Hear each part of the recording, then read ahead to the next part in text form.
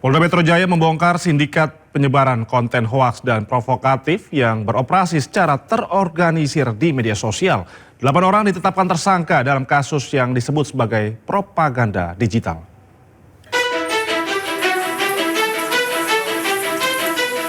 Direskrimum Polda Metro Jaya mengungkap sindikat penyebaran konten hoaks, fitnah, dan provokasi yang terorganisir melalui berbagai media sosial. Penyidik menetapkan 8 orang sebagai tersangka dengan pembagian tugas yang berbeda. Ditreskrimum Polda Metro Jaya telah melaksanakan serangkaian kegiatan penyelidikan dan penyidikan terhadap sindikat propaganda digital yang terorganisir dengan peran-peran sebagai berikut. 1. Sebagai perekrut dan pembiayaan. Kemudian yang kedua sebagai pembuat konten. Yang ketiga sebagai penyebar konten. Yang keempat perbantuan untuk mengangkat konten atau sering disebut dengan istilah booster. Dan yang kelima penyebaran konten secara masif.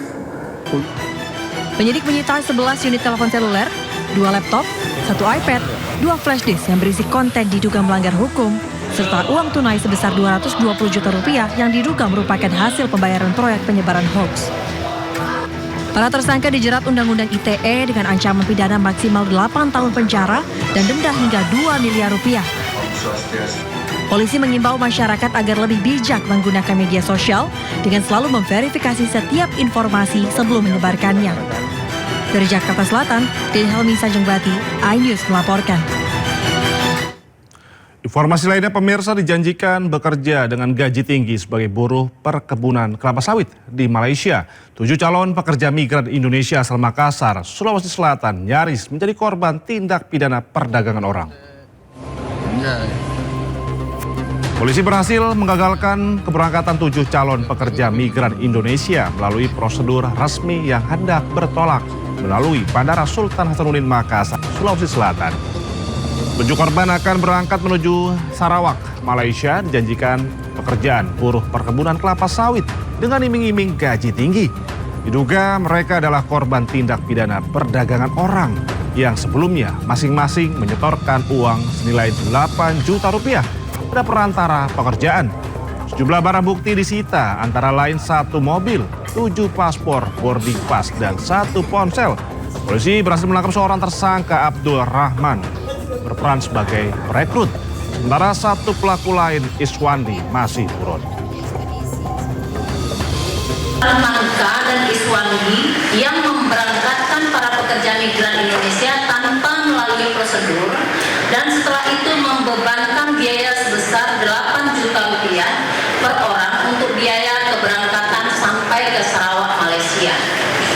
Atas dasar informasi tersebut, petugas Polri dengan segera melakukan penyidikan dan melakukan pemeriksaan terhadap korban dan saksi. Selanjutnya melakukan koordinasi dengan pihak BP3MI terhadap korban untuk dilakukan pendataan dan penempatan sementara di rumah aman. Penyebab tewasnya Satpam Objek Vital Waduk Jatiluhur, Purwakarta, Jawa Barat dengan kedua tangan terborgol masih menjadi misteri. Keluarga mengaku janggal atas kematian kondisi korban, berharap polisi segera menangkap para pelaku. Sumarna, Satpam Objek Vital Waduk Jatiluhur berusia 42 tahun ditemukan tewas mengenaskan. Dari waduk jasad dievakuasi dengan kondisi tangan terikat borgol. Pihak keluarga menilai kondisi jasad sangat janggal karena tangan terborgol. Sementara borgol tersebut merupakan perlengkapan kerja milik korban saat bertugas. Dalam keadaan tangan terborgol, borgol yang dia bawa sendiri, yang dia sebagai petugas security kan bawa borgol kan. Nah, cuman kuncinya ada di saku, kok masa dia bisa borgol sendiri. Hanya kalau memang betul adanya sebuah kriminal, ya diuruslah dengan tuntas supaya istilahnya hal-hal seperti ini tidak terjadi lagi. Informasi lainnya, pemirsa, aksi pencurian sepeda motor di gang di wilayah Palmerah, Jakarta Barat menghebohkan warga.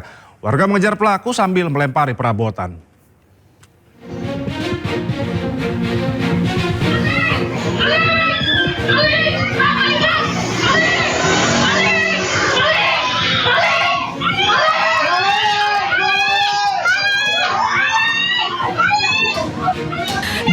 sempit di Jalan Kemanggisan Ilir, Palmerah, Jakarta Barat mendadak geger pada Selasa pagi. Puluhan warga mengejar pencuri sepeda motor milik seorang warga. Warga bahkan melemparkan perabotan ke arah pelaku yang terus tancap gas. Meski dikejar ramai-ramai sejauh 50 meter lebih, kondisi jalan yang sepi membuat pelaku leluasa kabur. Sebelum dikejar warga, pelaku terpergok pemilik motor. Korban berteriak hingga beberapa tetangga keluar dan ikut mengejar pelaku. Kita teriak-teriak maling, terus warga semua pada keluar, tapi sayangnya nggak kekejar karena malingnya udah kenceng banget. Pelaku diduga ada 2 orang, satu diantaranya bertugas memantau situasi jalan. Kasus pencurian sepeda motor ini telah dilaporkan ke kepolisian. Dari Jakarta, Miftahul Gani, iNews melaporkan. Sementara di Depok, Jawa Barat, pelaku pencurian motor menodongkan pistol saat aksinya terpergok warga di kawasan Pekapuran. Pelaku kabur ke arah Jalan Raya Bogor. Terekam kamera CCTV, aksi pencurian sepeda motor terjadi di rumah kontrakan di Pekapuran, Depok. Aksi pelaku diketahui warga yang tengah memantau kamera CCTV. Pelaku terpergok membobol kunci kontak, panik setelah diteriaki maling. Pelaku ancam warga dengan menodongkan senjata api. Takut dilukai pelaku, warga memilih menyelamatkan diri.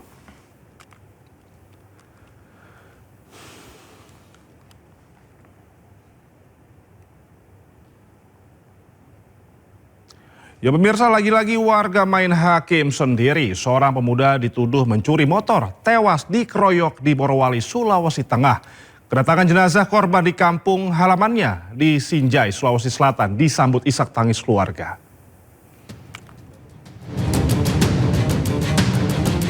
Setiawan, korban tewas dikeroyok massa di Kabupaten Morowali, Sulawesi Tengah lantaran diduga mencuri motor di halaman minimarket dipulangkan ke kampung halamannya di Sinjai Tengah, Kabupaten Sinjai. Saat jenazah tiba di kampung halamannya, disambut tangis haru keluarga. Keluarga tidak menduga kepergian korban ke Morowali berakhir tragis. Sebelumnya, dalam rekaman video amatir, korban berusaha menyelamatkan diri dan bersembunyi di dalam minimarket karena diduga mencuri motor. Namun massa yang terlanjur marah masuk ke dalam minimarket menarik korban keluar. Di depan swalayan, korban dikeroyok hingga babak belur, terluka parah dan harus dievakuasi ke puskesmas. Walau sempat mendapatkan penanganan medis, namun nyawa korban tidak dapat diselamatkan. Dari Kabupaten Sinjai, Sulawesi Selatan, Bulan Sri Indramaya, iNews melaporkan. Dipicu saling ejek, sejumlah siswa SMP di Kabupaten Tulang Bawang, Lampung terlibat perkelahian. Akibat korban mengalami patah di bagian tangan.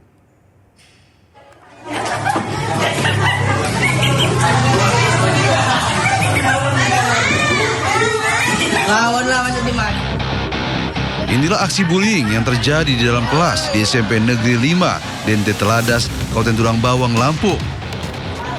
Terlihat seorang siswa dipukul dan dibanting oleh siswa lain di depan teman-temannya. Beruntung siswa tersebut tidak mengalami cedera. Tak hanya itu, aksi bullying juga kembali terjadi di sekolah ini.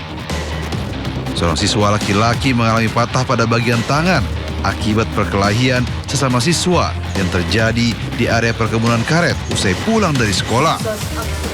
Diduga aksi bullying hingga perkelahian ini terjadi akibat saling ejek antar siswa. Jadi ketika guru mengisi spidol habis, yang ternyata di dalam kelas juga habis, ke ruang guru niatnya untuk mengisi refill spidol. Nah, ketika kembali guru mendapati anak sedang berkelahi. Apabila ada dugaan tindak pidana, itu kami akan melakukan sesuai prosedur. Pihak sekolah telah melakukan pemindahan terhadap siswa yang terlibat aksi bullying dan sudah dilakukan perdamaian antara pelaku dan korban. Dari Tulang Bawang, Lampung, Ahmad Lutfi Rosyadi melaporkan. Ya pemirsa, Aliansi Masyarakat Pati Bersatu melakukan unjuk rasa di depan kantor Kejaksaan Negeri Pati. Selain membakar ban bekas, massa juga melempari gedung kejaksaan dengan telur busuk. Beginilah suasana tegang kembali terjadi pada hari kedua massa Aliansi Masyarakat Pati Bersatu di kantor depan Kejaksaan Negeri Pati. Unjuk rasa diwarnai aksi saling dorong petugas dan massa pengunjuk rasa yang memaksa masuk. Massa juga melempari gedung kejaksaan dengan telur busuk dan menyindir polisi. Sebagai simbol perlawanan kepada Kejaksaan Negeri Pati, massa juga membakar ban bekas. Dalam tuntutannya, massa mendesak Kepala Kejaksaan Negeri Pati, Hari Wibowo, mundur dari jabatannya lantaran diduga menyembunyikan salah satu kepala desa yang terjerat kasus korupsi ratusan juta rupiah. Kabur!